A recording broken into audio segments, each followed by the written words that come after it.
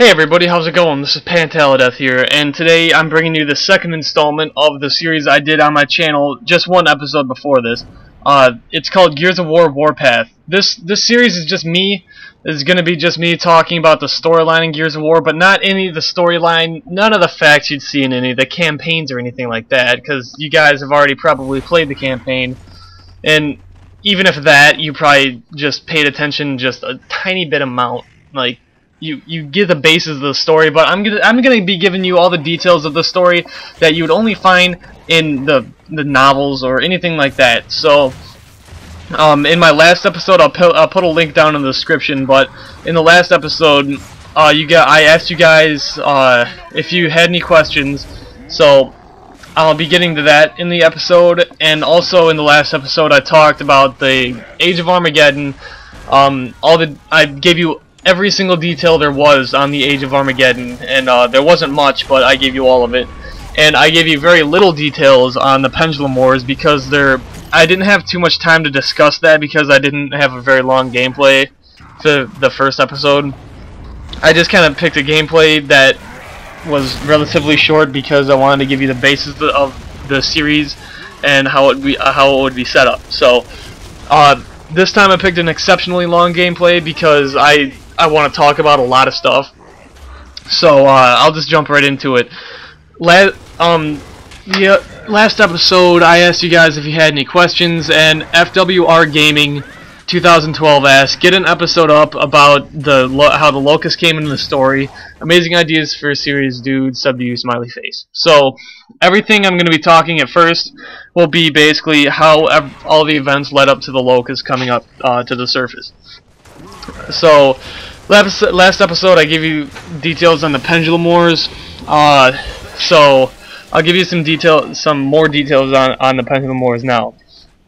Now, when emulsion was discovered as a fuel source in 79 BE, which means before emergence, a global conflict was created in an effort to retain the political and economic power over the regions that held emulsion. Now, the coalition of ordered governments, being the supreme power in the war, had government officials fearing that the war will cause a global holocaust. So, if the events were to come to so, the great minds and leaders of Syria would be housed together to rebuild humanity in what would be later you guys would discover in the Gears of War 3 campaign as Azura. And that's the secret island that the COG built in secrecy because of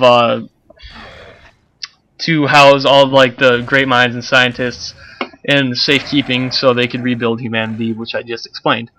And so because of this, like all the Pendulum Wars since it lasted 79 years, they ended it by capturing the Hammer Dawn technology from Maris Ivo of the UIR, the Union of Independent Republics. They captured all that. Adam Fenix perfected it. Adam Fenix perfected it and launched it into space and used it as a countermeasure to make the UIR surrender. So this is huge because that ended the war. But while all this war is going down, nobody knows about the Locust yet. And like the Locust always just used to be fairy tales in Syrian culture. Like there was only one fairy tale known about it. Like the Locusts were basically named the Boogeyman because they steal children in the dead of night that were being misbehaving. So it's basically the Boogeyman, except the fairy tales spawned out of real occurrences that the Locusts really would go and capture the children at night. They'd come up to the surface at night and capture the little kids, which is it's scary as fuck if you think about it. But damn, that's good pop. But if you think about it, that's scary as fuck. So nobody but certain cultures really knows about the Locust, and even now it's kind of lost as a fairy tale. So down in the Hollow, there is a Locust civil war going on. The civil war between the Lambent and the Locust for basically for the territory of the Inner Hollow. where the locusts live. And so as they're fighting for their survival, humanity's fighting for their survival as well up on the surface. So all the pendulum, the Locust Lambent Civil War and the Pendulum Wars is going on basically at the same time, except they're not really, you know, intervening with each other. So as soon as the Pendulum Wars ends, the Locust Civil War is still going on, and so the Queen Mira invades the surface in hopes to gain some just to let the Lambent have the hollow so they can have the surface. So she invades the surface. Like, as soon as the Pendulum Wars ends, there's only 6 weeks of peace between the Locust Human War and the Pendulum Wars, which really sucks because they were just on the on the brink of rebuilding humanity and recuperating from everything. Like, okay, so the Cog was unable to hold back the Horde, losing all they gained in the Pendulum Wars. The Cog War Machine was able to mobilize from the Pendulum Wars, allowing them to quickly regroup and counter the Locusts during E-Day, resulting in a new long war of extermination. So that's kind of how the Locust came into the story. FWR Gaming, I hope that answered your question. Once again, if you guys have any questions, leave them down below. But on to my second topic of this episode is Azura. I thought this was a pretty good topic to use for my second topic, because a lot of people are really confused on what Azura is and how it came into play in the Gears of War story. Now, for 6 weeks, the Cog ruled all of Sierra before Emergence Day, and just as they start to rebuild and recuperate, you know, the planet was invaded by the Locusts.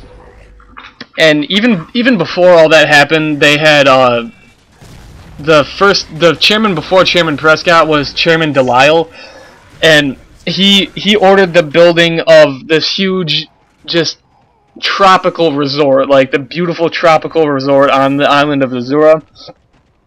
It was an undiscovered island at the time, and so it had no inhabitants on it.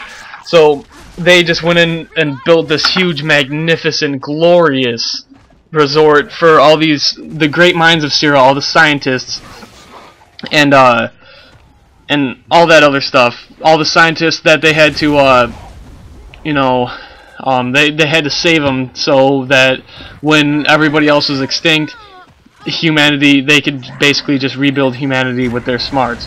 Now, so he built that, and he started kidnapping these people to bring them to this place that you could only reach by boat, because you could only reach it by either boat, helicopter, or a submarine. The submarine was probably the easiest way to get in, you know, authorized way to get in. So Chairman Delisle just kidnapped all these people to bring them to this resort. Then, as soon as Chairman Delisle died, Chairman Prescott came into power and just resumed on doing exactly that. He died 2 years after E-Day, and then Chairman Prescott came into power. And then, so Chairman Prescott kidnapped Adam Fenix. Like, during the Battle of Asphalt Fields, Adam Fenix sent a distress call to Marcus, telling him that he had something of great importance to the Cog to be retrieved. So Marcus, despite being in the middle of a huge, epic battle and playing a key role for the Cog forces against the Locusts in that battle, defied his orders and deserted his post, rushing to his father to save his father. And unfortunately, Marcus, he was too late, because a burning helicopter hit the tower, causing it to land on top of Adam, supposedly killing him and leaving Marcus and Dom to escape the place. Now, this act cost Marcus his army career, and sentenced him to life in prison, but he only got 4 years in prison because of the Locust invaded the prison, and Dom helped him out. But so however, Adam did not die, and he was in fact rescued by the Onyx Guard to Prescott and was taken to the island of Azura, where he was held prisoner and forced to work with scientists on a ton of different projects to save humanity. And for years, Adam tried to contact Marcus, but he couldn't ever since Prescott had him kidnapped. So, in the Maelstrom, that when you first see Azura in Gears of War 3 campaign, there's this huge hurricane that's going around Azura. You're like, wow, that's pretty convenient. Nobody can get in. But later on, you find out that it's a Maelstrom generator. That it's basically this huge thing that generates a storm around the entire place, so you can't get in by helicopter or boat. You have to do it by submarine. Not that anybody has knows about Azura, but you have to get there by submarine. So that's what you do in the Gears of War 3 campaign. But Adam Fenix actually invented that Maelstrom generator, because when he was kidnapped, he did not at all want to be there, because he wanted to be back on the mainland with Marcus, and to make sure he was safe, because he was a distant father, yet he was very caring for his son, which I thought was actually kind of heartwarming. As nerdy as that sounds, it was pretty nice to know that Adam Fenix loves Marcus, but that is really nerdy. Holy shit. Anyway, he invented the Maelstrom generator, which generates the huge storm around Azura that nobody can get past, and he also invented that huge ass machine that sent the pulse waves all around Sierra. I couldn't believe he invented that, because he has so little resources on that island that I don't even know how he would be able to, build the thing. Like, how did he build that? He doesn't have any construction workers with him, so that's the only thing I'm kind of lost on. But other than that, this story is kind of cool. But so that's kind of the background of Azura. They kept it absolutely classified until the very last moment. They absolutely had to, that they had to tell Marcus about it, or else they'd all be extinct by now. So, and the reason Adam Fenix died at the end of the Gears of War 3 campaign, sorry, spoilers. The only reason he died was because he injected himself with the parasite emulsion that he discovered was a parasite. He injected himself with it to test it and make sure it worked, like test how it mutates and all that other stuff. So I'm gonna be talking about a lot of different stuff in the next episode, whenever that might come out. So this gameplay is wrapping up, and if you guys have any kind of questions at all on anything you want me to clarify, I'll do an episode dedicated to you, and I'll give you a shout out in the episode, and say your name and what you asked and everything. Like FWR Gaming 2012, you should check out his channel, because he has a pretty funny machinima up on there. He's not part of machinima, but he made like this funny skit with Gears of War characters. But anyway, this has been Pantalideth, and I'll talk to you guys later.